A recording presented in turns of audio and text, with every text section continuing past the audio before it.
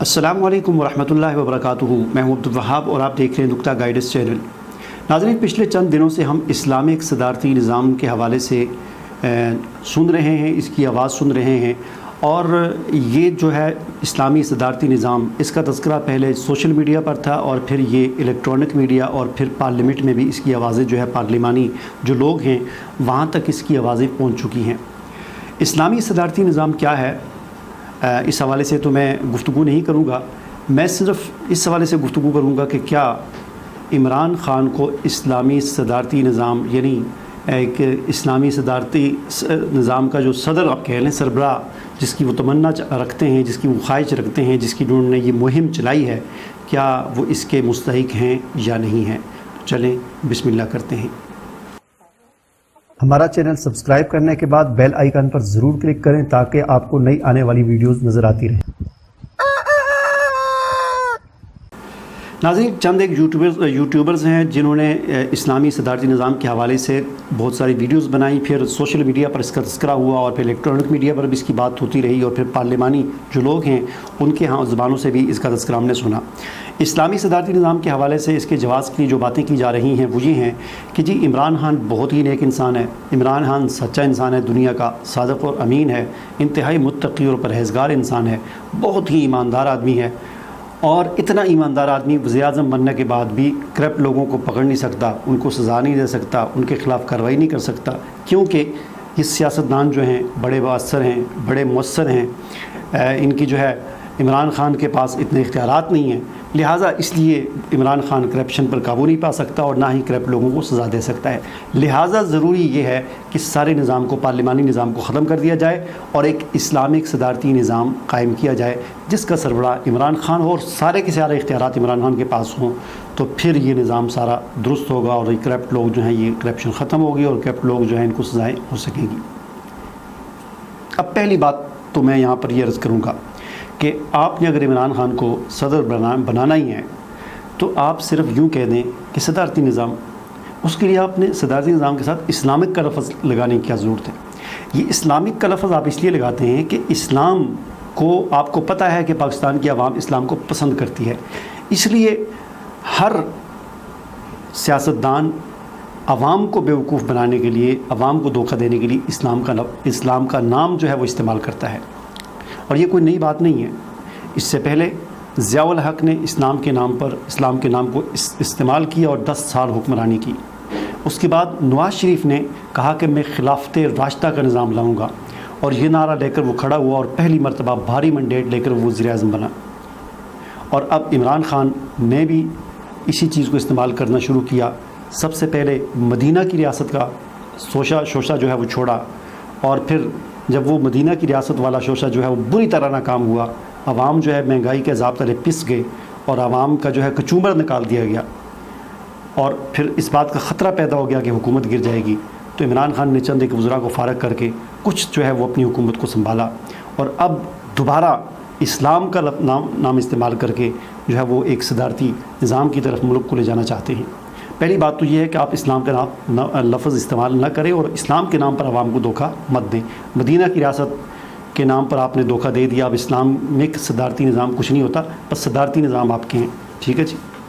दूसरी बात ये कि आप कह रहे हैं कि जी इमरान खान के पास इख्तियारात नहीं है, सियासतदान बड़े मुअस्सर हैं, करप्ट लोग बड़े मुअस्सर हैं, इमरान खान जब सदर बनेगा सारे इख्तियारात इसके पास आएंगे, सदारती निज़ाम होगा तो फिर ये कार्रवाई कर सकेगा।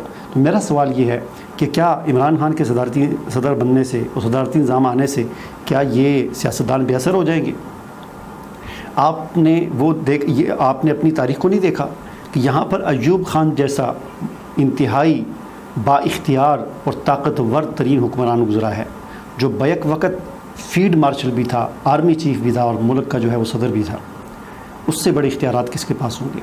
ज़ियाउल हक़ जैसा आर्मी चीफ़ भी था और मुल्क का सदर भी था, 10 साल हुक्मरानी की, और सबसे ताकतवर हुक्मरान जनरल परवेज़ मुशर्रफ था कि जिसने जो आर्मी चीफ़ भी था, मुल्क का सदर भी था, चीफ़ एग्जीक्यूटिव भी था और आइन जो है मुल्क का उसके घर की लूंडी था। जब चाहता था तोड़ देता था, जब चाहता था बहाल कर देता था, जब चाहता था इमरजेंसी लगाता था, जब चाहता था हटाता था।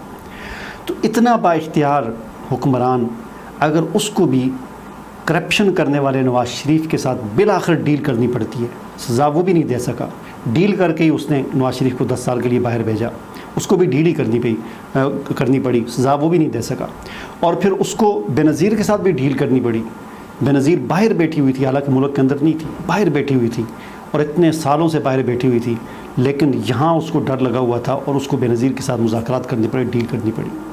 تو میرا سوال یہ ہے کہ اتنے با اختیار حکمران جو جن کے ماتحت فوج بھی تھی, عدلیہ بھی تھی, آئین ان کے گھر کی لونڈی تھا, تو وہ اگر کچھ نہیں کر سکے, ان کرپٹ لوگوں کو سزا نہیں دے سکے, تو عمران خان کس کھیت کی مولی ہے کہ وہ صرف صدر بن کے جو ہے, نہ فوج اس کے ماتحت, نہ عدلیہ اس کے ماتحت, صرف صدر بن کے وہ جو ہے وہ ان کو قابو کر لے گا. تو یہ سارے بہانے ہیں. اصل بات یہ ہے کہ سارے لوگ اندر سے ملے ہوئے تھے, سارے سیاستدان ایک ہیں, انہوں نے جو ہے وہ ان کی جو ہے وہ آپس میں رشتہ داریاں ہیں. اس صرف عوام کو دھوکہ دینے کے لیے سارے چکر چلتے ہیں. تو دوسری بات یہ کہ اب سوال یہ پیدا ہوتا ہے کہ عمران خان چاہتا کیا ہے. تو عمران خان اصل میں یہ چاہ رہا ہے کہ عمران خان لالچی انسان ہے, اس کو عہدے کی بڑی لالچ ہے. آپ اس کا اندازہ اس بات سے لگائیں, الیکشن سے پہلے جب وہ وزیر اعظم بھی نہیں تھا, کچھ بھی نہیں تھا, اور یہ بھی نہیں پتا تھا کہ پتہ نہیں وزیر اعظم بنے گا نہیں بنے گا, لیکن اس وقت آپ کو یاد ہوگا کہ سوشل میڈیا پر یہ ایک بڑی جو بات چلی تھی کہ یار عمران خان کو ایک دفعہ وزیر اعظم بنا دیں, اس کو شیروانی پہنوا دیں, بڑا اس کو شوق ہے. اور ایک مرتبہ اس نے شیروانی پہن کر اعلان بھی کیا تھا آج میں قوم سے خطاب کروں گا, بڑا اس کو شوق ہوتا تھا قوم سے خطاب کرنے کا. پھر شیروانی پہن کے بیٹھ گیا اسی طرح جس طرح صدر یا قوم سے خطاب کرنے والا حکمران بیٹھتا ہے, اور پھر اس نے وہ ڈائلاگ بھی بولا کہ میرے ہم وطنوں, یعنی اتنا شوق تھا اس کو. اور پھر اللہ نے کیا, وہ شوق اس کا پورا ہو گیا, وزیر اعظم بھی بن گیا. اور وزیر اعظم بننے کے بعد چونکہ اس شوق بڑا تھا, میں میرے ہم وطنوں یہ کہوں اور قوم سے خطاب کروں, میرے پیچھے جھنڈا لگا ہو, قائد اعظم کی تصویر بنی ہو, شیروانی پہنی ہو, میں ایسے بیٹھا ہوں. تو اس شوق کو پورا کرنے کے لیے چونکہ جب وزیر اعظم بنا تو دھڑا دھڑ جو ہے وہ شروع میں بڑے خطاب کیے قوم سے, لیکن آہستہ آہستہ وہ شوق پورا ہو گیا, وزیر اعظم کا عہدہ سنبھالنے کا شوق بھی پورا ہو گیا. تو جیسے ایک انسان کی فطرت ہوتی ہے, اس کے پاس سائیکل ہو تو کہتا ہے بس میرے پاس موٹر سائیکل آ جائے اور مجھے کچھ نہیں چاہیے. موٹر سائیکل آتا ہے تو کہتا ہے میرے پاس ایک گاڑی آ جائے اور مجھے کچھ نہیں چاہیے. گاڑی آتی ہے تو پھر کہتا ہے میرے پاس وہ گاڑی آ جائے. تو یہی حال عمران خان کا ہے, اس کو عہدے کی لالچ ہے. وزیر اعظم کا بننے کا شوق تھا, وہ شوق پورا ہو گیا. اب اس کا شوق یہ ہے کہ میں صدر بن جاؤں, اور صدر بھی وہ والا سارے اختیارات میرے پاس ہوں اور میرے علاوہ کسی کے پاس کوئی اختیار نہ ہو. اور اصل میں اس کی نظر جو ہے وہ طیب اردگان پہ کہ جس طرح کا صدر طیب اردگان ہے نا, اس طرح کا صدر میں بھی بن جاؤں. تو بھائی آپ اس طرح کے صدر نہیں بن سکتے, آپ عوام کو دھوکہ نہ دیں. یہ ملک ہے, اس کے ساتھ آپ کھلواڑا نہ کریں. کوئی کھلواڑا نہیں ہے آپ کا کہ آپ یہ بن جائیں اور وہ بن جائیں اور آپ کو کوئی فکر نہیں ہے. آپ سوال یہ پیدا ہوتا ہے کہ کیا آپ صرف کرپشن ختم کرنے کے لیے آئے تھے, کہ اب آپ سے کرپشن ختم نہیں ہوتی؟ اگر کرپشن نہیں ختم ہوتی تو دوسرے کام کون سے آپ نے صحیح کیے ہیں؟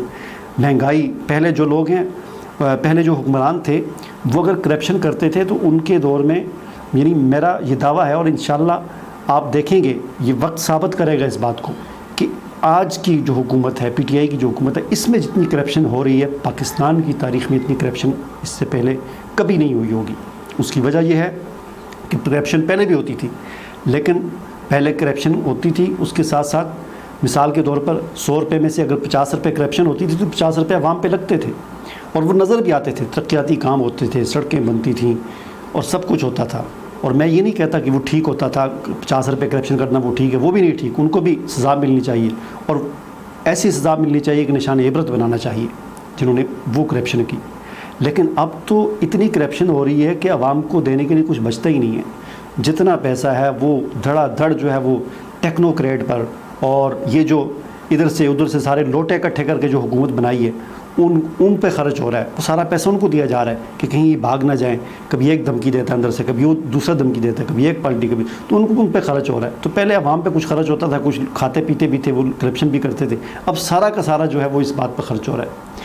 تو عرض کرنے کا مقصد یہ ہے کہ کیا عمران خان کی یہ ذمہ داری نہیں تھی کہ وہ مہنگائی کو ختم کریں, عوام کو ریلیف دیں؟ وہ سارے ریلیف چھین دیے گئے.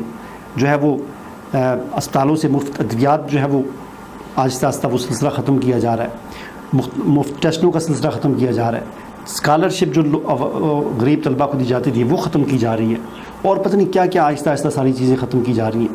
تو عرض کرنے کا مقصد یہ ہے کہ آپ لوگوں کو دھوکہ نہ دیں کہ اسلامی صدارتی نظام, اسلامی صدارتی نظام کچھ بھی نہیں ہے. اگر آپ سے حکومت نہیں سنبھالی جا رہی, آپ سمجھ رہے تھے کہ شاید یہ کوئی کرکٹ کی ٹیم ہے 10 آدمیوں کی, تو یہ 10 آدمیوں کی ٹیم نہیں, یہ 22 کروڑ عوام کا ملک ہے. تو اگر آپ سے یہ نہیں چل سکتا، اس کو آپ نہیں سنبھال سکتے تو چھوڑ دیں۔ ایک طرف تو آپ مثالیں دیتے ہیں جی کتنا اچھا تھا صد عمر کہ اس سے معیشت نہیں سنبھالی گئی تو اس نے استعفیٰ دے دیا، تو اب عمران خان بھی ذرا اچھا بنے نا کہ ملک نہیں سنبھالا جا رہا تو استعفیٰ دے دیں، چھوڑ دیں، کوئی اور جو آئے اس کو سنبھالے۔ تو اس طریقے سے آپ عوام کو دھوکہ نہ دیں، عوام کے ساتھ فراڈ نہ کریں، اور خدا را کم از کم آپ اسلام کا نام نہ استعمال کریں، اسلام کے ساتھ کھلواڑا نہ کریں، اسلام کے ساتھ مذاق نہ کریں کہ پہلے مدینہ کی ریاست اب اسلامی سے۔ تو ہم اب پاکستان کی جو عوام ہے وہ اب سمجھدار ہو چکی ہے، وہ آپ لوگوں کے ان دعووں پہ کان نہیں دھرتی اب انشاءاللہ، اور لوگوں کو سمجھ آ چکی ہے کہ سب اپنی حکمرانی کے لیے جو ہے یہ اسلام کا نام لیا جاتا ہے۔ اب سوال یہ پیدا ہوتا ہے کہ پھر یہ تبدیلی کیسے آئے گی، کرپشن کیسے ختم ہوگی، ملک کے حالات کیسے ٹھیک ہوں گے؟ تو یہ بھی ممکن ہے، ایسا نہیں ہے کہ ایسا ممکن نہیں، یہ ممکن ہے، اور انشاءاللہ میں اگلی ویڈیو میں آپ کو یہ بات ذرا تفصیل کے ساتھ سمجھاؤں گا کہ صحیح تبدیلی کیسے آ سکتی ہے۔ صحیح تبدیلی ایسی تبدیلی کہ جس کے ذریعے ملک کے حالات بھی بہتر ہوں، لوگوں کے حالات بھی بہتر ہوں، اور لوگوں کی دنیا اور آخرت دونوں اچھی ہو جائیں۔ مجھے اجازت دیجیے، اللہ حافظ۔